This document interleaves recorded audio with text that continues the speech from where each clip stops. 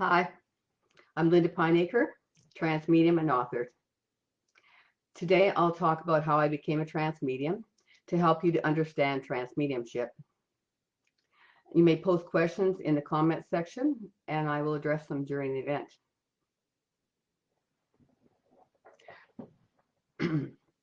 Trance mediumship involves connecting through trance with spirits and allowing them to use your vocal cords to speak. You may also allow them to influence your facial expressions and your body movement. But similar to hypnosis, they can't make you say or do anything against your will. For several years, I wanted to learn trance mediumship, but I didn't know how. I'd never met anybody who was a trance medium, and I'd only seen a person in trance once. In any of the books I read, they didn't tell you how to do it. And some of the books made it look like people just slipped into trance as soon as they were nice and relaxed. And one of them even wrote that she would unintentionally slip into trance. And I sort of thought that I should be so lucky because it just wasn't happening for me. In 2016, one of my friends went to a mediumship class and she offered to help me go into trance. So she told me to relax and set the intention to go into trance. And so she had me say, I intend to go into trance. And then she said, just ask for an individual spirit or a collective to come in. She also suggested I talk about what I was seeing or feeling and hearing until I just felt like I couldn't talk anymore. And then just let myself go into trance. And so I followed exactly what she said, and I immediately went into trance.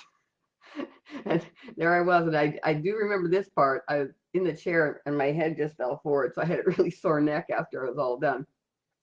But when I came out of trance, I didn't remember what had happened. And she told me I'd channeled a soft-spoken woman, a male, and a third of an unknown gender. And she said one of the spirits had an Irish accent. I didn't remember that at all.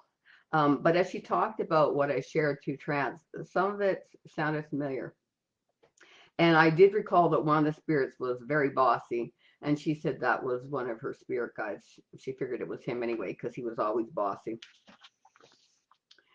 She'd placed a written question under my chair, but she didn't let me read it. And after our session, she told me some of the things I said that answered her question. And that was really validating to hear that I had answered her question through trance. Like, who knew, right? I really didn't know anything about trance at all.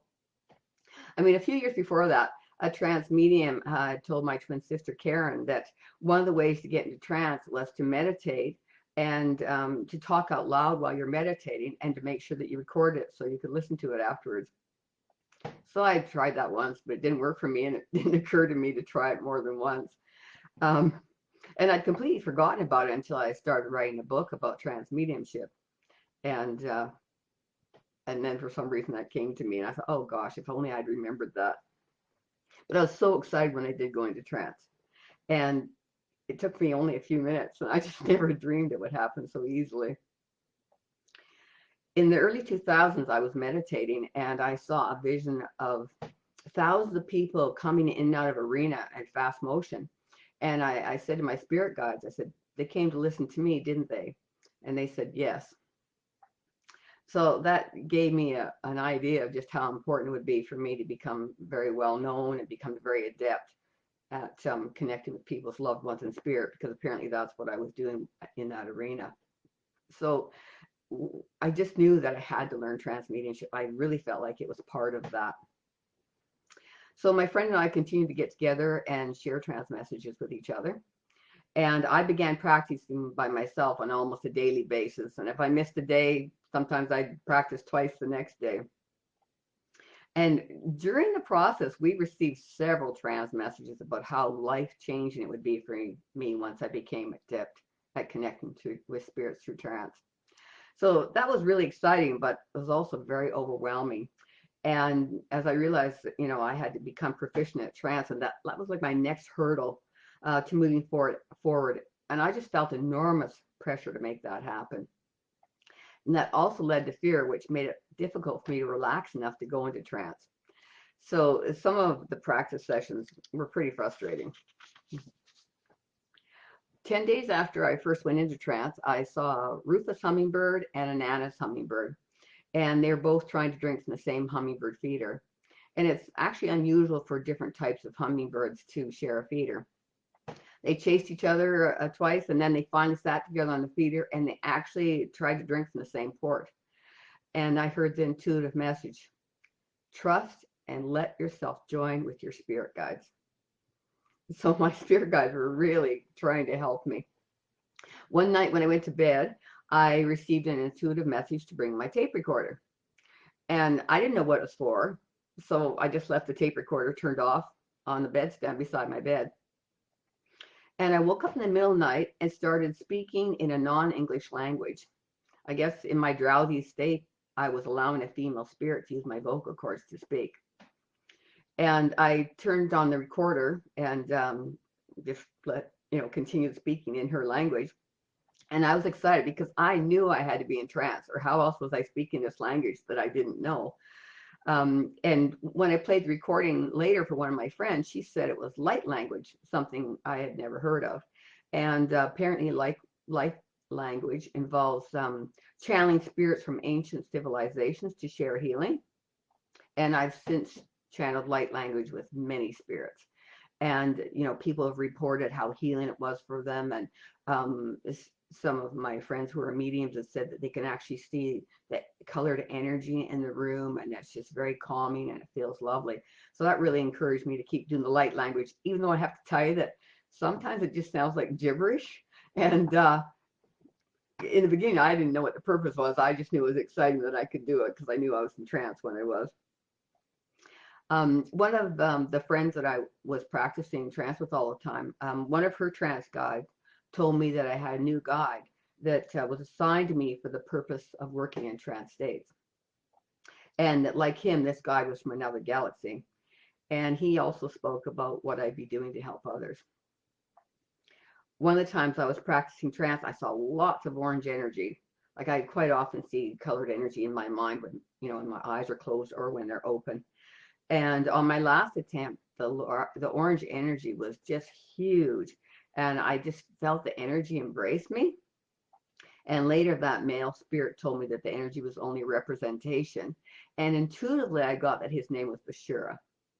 And Bashura is my main trance guide. And he's the one that's helping me write that book and help me. He told me all kinds of things to help me develop my trance abilities, which I'm going to share with you. The problem I had with Bashura is that he sounded so much like me that it took me a while to become confident that I was channeling him and that I was in trance.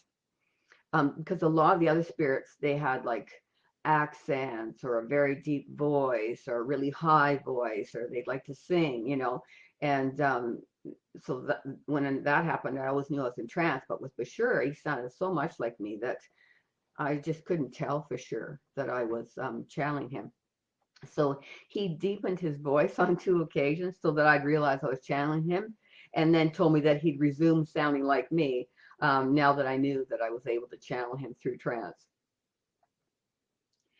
Well, one day I was listening to a guided meditation, and when it was time for a spirit guide to walk down the steps, and usually my master guide, Shabi Mahal, would walk down the steps and then take my hand. But instead, I saw this orange energy sort of float down the stairs.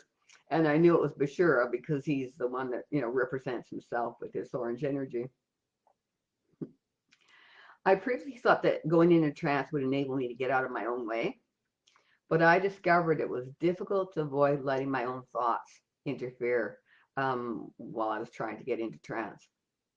It's just not as easy as it seems. And my friend and I, we talked about how often it felt like we were making up the messages we were channeling through trance. A lot of the spirits will bring you the same messages over and over again. And I finally said to my spirit guide, I said, stop bringing me the same messages over and over again, because I'm getting so that I actually have them memorized, because I would always record them and I'd type up transcripts to see how well I'd done. And I said, it's just making me doubt myself. So then they started bringing me more different messages. And Bashura shared some messages with me through trance to help me become more able to connect with spirits. Once when I was so relaxed, I just felt like falling asleep. He told me, he said, this is how relaxed you need to be to go into trance. Because I remember I was thinking to myself, gee, I need a nap. And all of a sudden he says to me, you don't need a nap. This is how relaxed you need to feel in order to go into trance. And I found that really helpful. He also told me, he said, when you're trying to connect, he said, just imagine yourself in my space. And he showed me a vision of the specs. So I could see it in my mind. You know, if you've meditated and you've seen colors, you know what I'm talking about. It's like this colored speck, but it's quite a ways out. And he told me just to be there. And so I discovered that when I thought about, expanding my energy to engulf that speck, that then I would become connect with him or any other spirits that were trying to connect with me. Or I guess I was trying to connect with them. The other thing he told me to do was open my eyes during trance. He said that that would make it much more meaningful for the people that I was meeting with. And I found that wasn't too hard to do. I mean, sometimes it's a little more distracting because, there's movement around you. But I'm more than able to do it now. It just took a bit of practice. And one evening, this is another thing that was helpful for me. One evening, I was in my mediumship circle, and I was saying a grounding and running energy ritual, which makes you very peaceful and relaxed. And I noticed I had a really hard time not going into trance. And so that led me to believe that I could use that ritual to help me to relax enough. And that worked really well for me. I don't need to do it anymore unless, say, I've really got something on my mind or I'm upset about something and it's harder for me to relax. But typically, it's not an issue anymore. When you get practice, it just seems to happen much easier. And of course, keep in mind that a lot of people who come to my classes and that they just go right into trance. And I think part of that is that they don't have the fear that I have about how much my life is going to change. When I was first learning, I was thinking about how it's going to change my life once I became really well known. And I knew that wasn't going to happen until I became very good at doing trance. So one of the things I wanted to suggest to you is that if you're going to try it, make sure that you always record your messages. That's the primary way to build confidence. There was many a time that I practiced and I thought, oh, that was a waste of time, And then, of course, I was transcribing everything I was getting because I was writing this book about helping people learn how to connect through trance.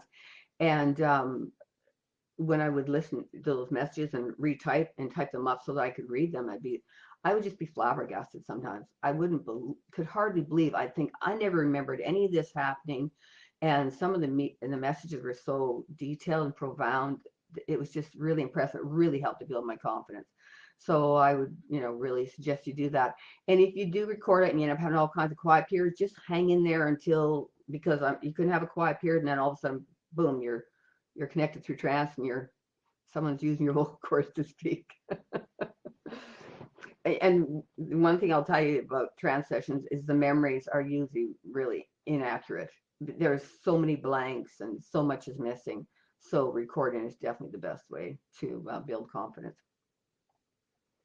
And the other thing I realized about recording messages is that it helped me realize that even though there might not be obvious changes in my voice when I'm in trance, there may be like subtle changes in the pitch or the tone of my voice, or the cadence or rhythm or vocabulary may also change.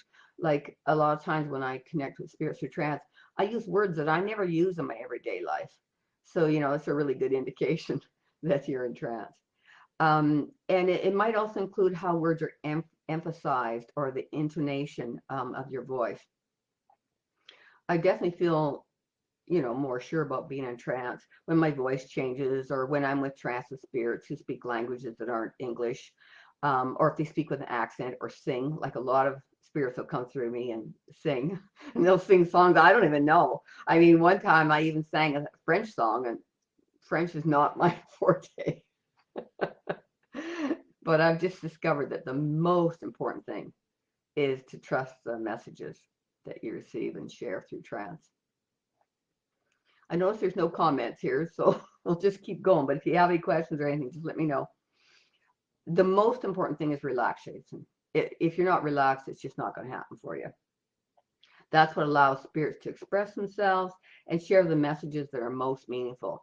Like if you're only somewhat relaxed, you can still go into trance and you can still have messages come through and they can use your vocal cords.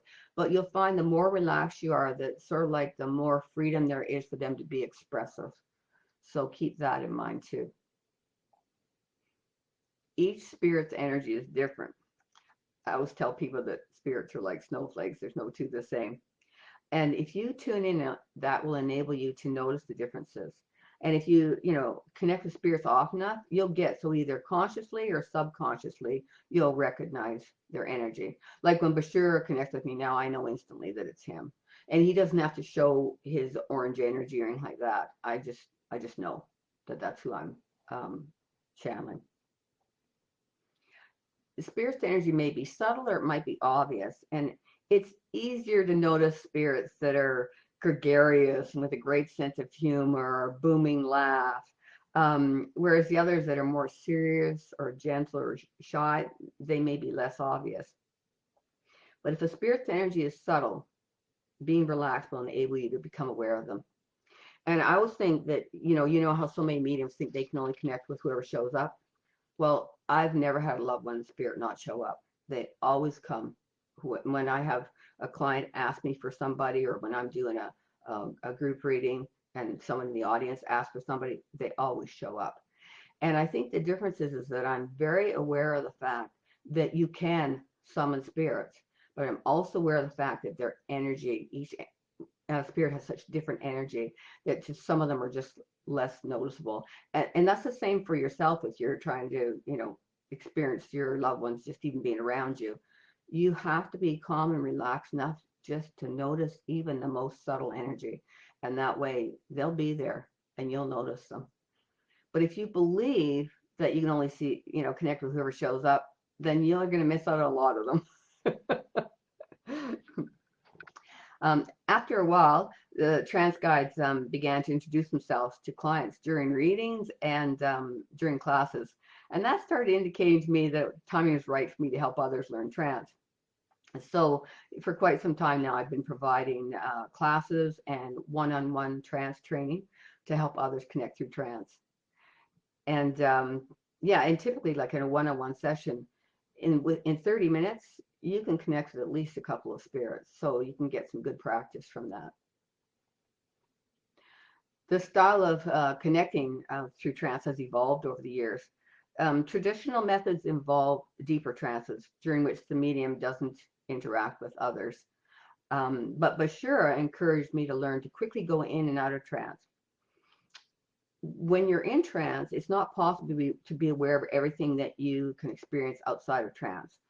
So being able to go quickly in and out of trance enables me to be present when I'm not sharing messages through trance. And it also enables me to share visual images and sensory images that I otherwise wouldn't be aware of. So like, for example, a loved one in spirit, they might share an image that are meaningful during the periods when I come out of trance. And just the one that just comes off the top of my head right now was a loved one that showed this huge shell. And, when I relayed that to his daughter, I think it was his daughter, yeah. She said that that's what they had spread his ashes in when he went to the ocean. They put it in a shell. And, so it was very meaningful to her. And I would have missed that if I hadn't been able to go in and out of trance. So, I came out of trance, I got that message, I relayed it to her, and then I just went right back into letting him speak. And if I remember correctly, he talked about how much he enjoyed watching his own memorial service by the ocean. So sometimes when I connect with a spirit and I look down before I start to let them use my vocal cords to speak, I can see myself in a different body or clothing or with a different gender than my own. And I remember the first time I ever did trance mediumship readings at a party. The mom asked me to connect with her 3-year-old daughter.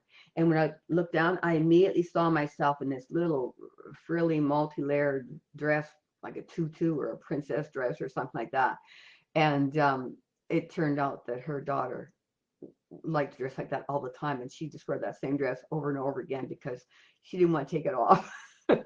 And when the little girl used my vocal cords to speak, it just came out in this little chirpy 3-year-old voice.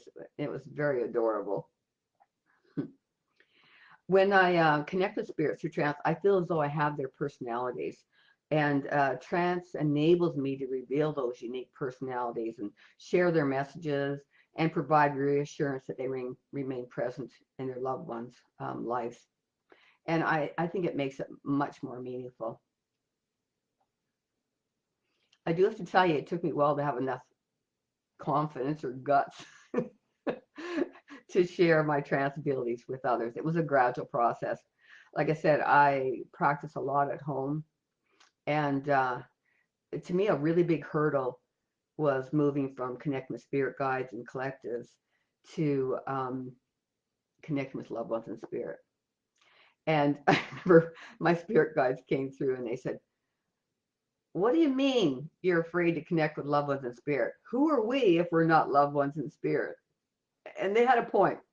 But anyway, they suggested that I ask my twin sister to give me some names of her husband's relatives that I hadn't met.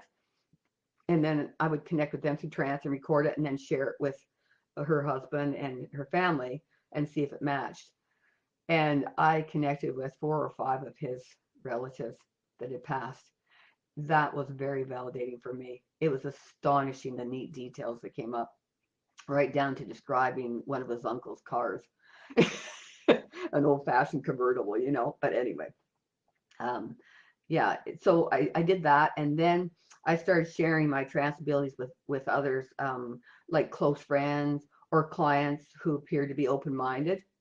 And I was fortunate that it was well received. So that gave me the confidence to move on to bigger groups.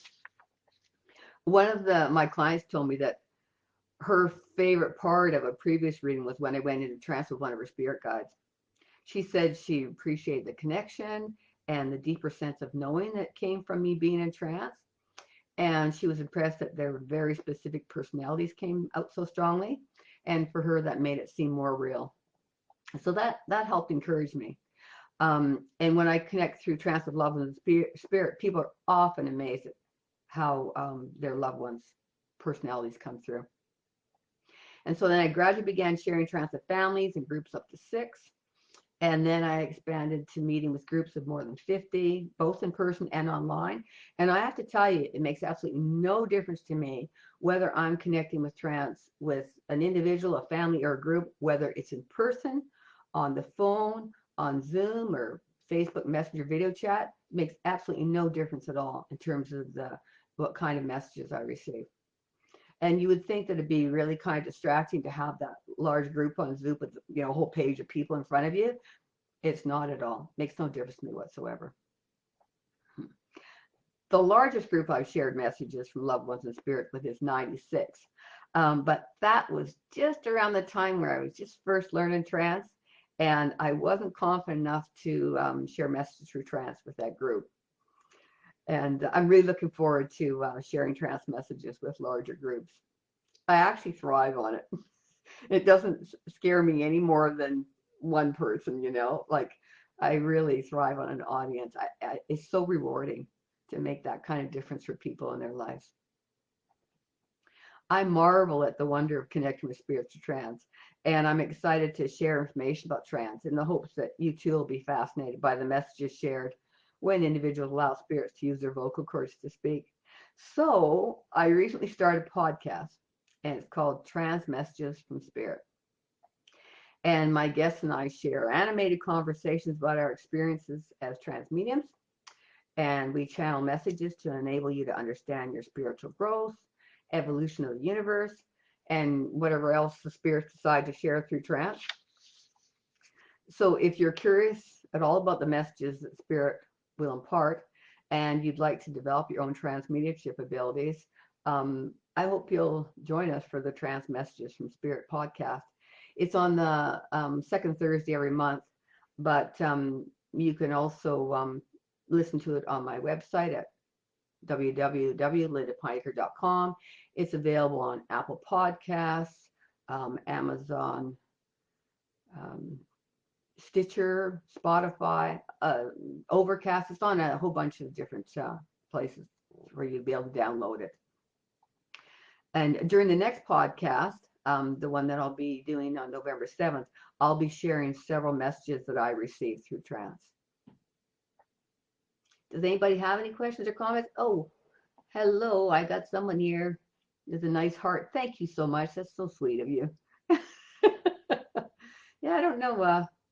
It looks like that's it. But yeah, I do thank you all for joining me. If you're interested in listening to messages channeled through trance and learning about trance mediumship, please visit my website at www.lindapinacre.com. And if you'd like to develop your ability to connect through trance with spirits, you may visit my website, and I offer trance classes and one-on-one trance training sessions, or you could even come with a friend or a family member, and I'll do 2 at one time. And like I said, a 30-minute session is more than enough for you to connect with at least 2 spirits. I really want to thank you for coming, and thank you for your lovely message, but awesome sharing. Thank you. Oh, I have a hard time reading the names. They're small.